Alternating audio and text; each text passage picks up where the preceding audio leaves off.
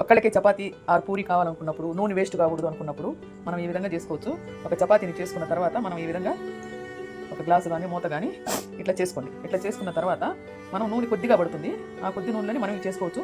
మిగిలిన నూనె మనం ఏదైనా ఫ్రై లాంటిది వెంటనే చేసుకోవచ్చు. కుర్మా చేసుకోవాలన్నా, ఎగ్ బుర్జీ చేసుకోవాలన్నా ఇట్లాంటివి మనం చేసుకోవడానికి ఉపయోగపడుతుంది. ఒకళ్ళే పూరి చేసుకోవాలి అనుకున్నప్పుడు, నూనె వేస్ట్ కాకూడదు అనుకున్నప్పుడు ఇలా చేయండి.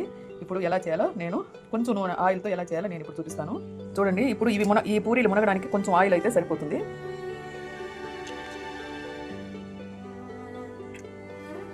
చూసారు కదా, ఈ ఆయిల్తో మనం ఈ పూరీలన్నీ చేసేస్తాం. ఇప్పుడు నూనె స్టవ్ వెలిగించాను. చూసారు కదా, కొంచెం ఆయిల్. ఇప్పుడు మనం దీంట్లో మిగులుతుంది కదా ఆయిల్, మళ్ళీ రీయూజ్ చేయకూడదు కదా. మనం ఈ చిన్న చిన్న పూరీలు ఇందులో చేసుకున్న తర్వాత మనము ఆయిల్లో ఎగ్ బుర్జీ కానీ ఆలు కుర్మా కానీ ఫ్రై చేసేసుకుంటే అంతటితో ఈ ఆయిల్ మనకి సరిపోతుంది. అదే మనం పెద్ద బాండెట్లో ఎక్కువ ఆయిల్ వేసుకొని పెద్ద పెద్ద పూరీలు వేసుకొని దేవుతారు కదా, ఆ మిగిలిన ఆయిల్ని మనం మళ్ళీ రీయూజ్ చేయకూడదు. అందుకని ఈ విధంగా చిన్న చిన్నవి చేసుకోవచ్చు. ఒకరికి ఇద్దరికైతే ఈ విధంగా మనం పూరీలు చేసుకోవచ్చు. ఇప్పుడు చూడండి, మనం ఇందులో ఆ సైడ్ ఉండే పిండి అంతా తీసేస్తాం. ఇది లాస్ట్లో ఒక పూరీలాగా చేసుకోవచ్చు.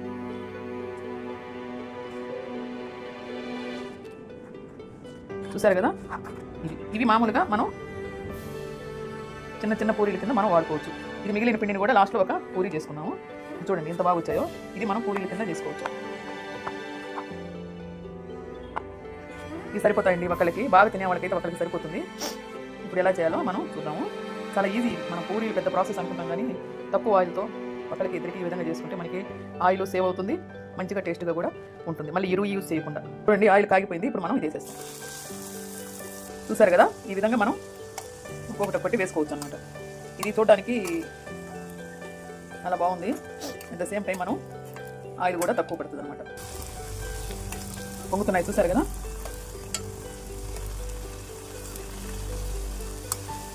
ఆ మిగిలిన పిండి ఒక పెద్ద పూరిలాగా చేసి మనం వాడుకోవచ్చు.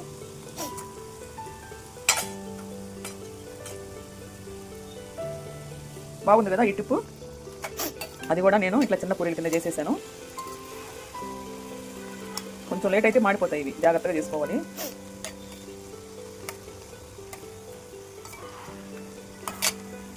ఇవి మిగిలిన మనం ఇది అట్లాగే వేద్దాం, వెరైటీగా తమాషాగా.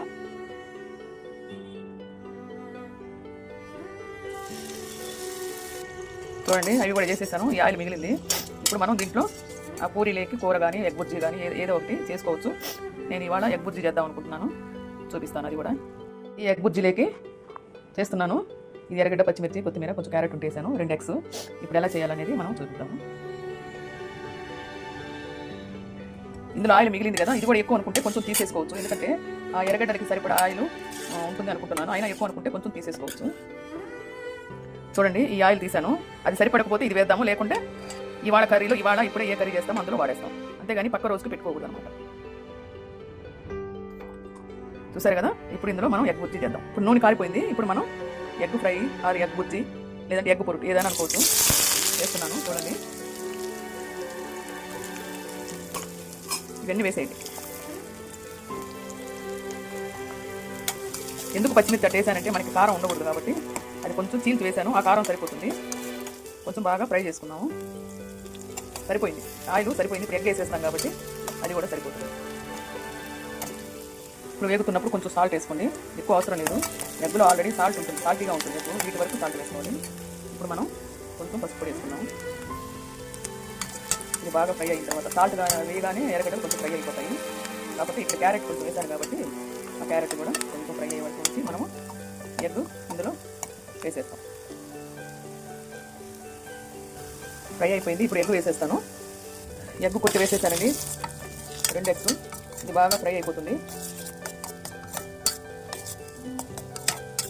ఇందులోనే ఉడకనిద్దాము.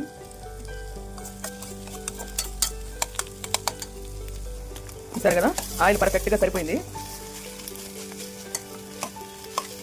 మనం ఆయిల్ వేస్ట్ కాకుండా చేసుకోవాలంటే ఇలా చేసుకోండి. ఇది కారం లేదనుకుంటే కొంచెం మీరు మిర్చి పౌడర్ కానీ ఏదైనా వేసుకోవచ్చు. ఇంకా దీంట్లో అల్లం తెల్లగడ్డ పేస్ట్ అని అదని ఇదని వేస్తారు, కానీ నేను సింపుల్గా ఇట్లా ఎర్రగడ్డలతో చేసేసాను. ఈ పూరీలేకి ఈ కర్రీ, ఈ ఎగ్ బుర్జీ చాలా బాగుంటుంది.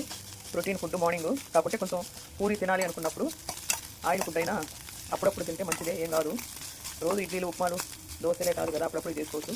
కానీ వారంలో 2-3 రోజులు మాత్రం జొన్నలు, సజ్జలు, రాగులు కంపల్సరీగా వాడాలండి. అయిపోయిందండి ఎగ్ బుజ్జి. ఇప్పుడు ఉప్పు చూసుకొని ఉప్పు చల్లుకోవచ్చు. నేను ఇందాక సరిపడా వేసేసాను కాబట్టి సరిపోయింది. కొంతమంది ఇందులో టమాటో వేసి కొంచెం వాటర్ వేసి ముద్దగా చేస్తారు. నాకు అలా కాకుండా పొరుకులాగా చేసుకున్నాను. పూరీలోకి బాగుంటుంది. ఇంతేనండి ఇవాళ పూరీ కూర. మీకు నచ్చితే ఈ వీడియో లైక్ చేయండి, షేర్ చేయండి, సబ్స్క్రైబ్ చేయండి. Thank you for watching video. మీకు మళ్ళీ ఈ 2 కాంబినేషన్ చూపిస్తాను. ఇదండి ఇవాళ బ్రేక్ఫాస్ట్. చూసారు కదా, సరిపోతుంది.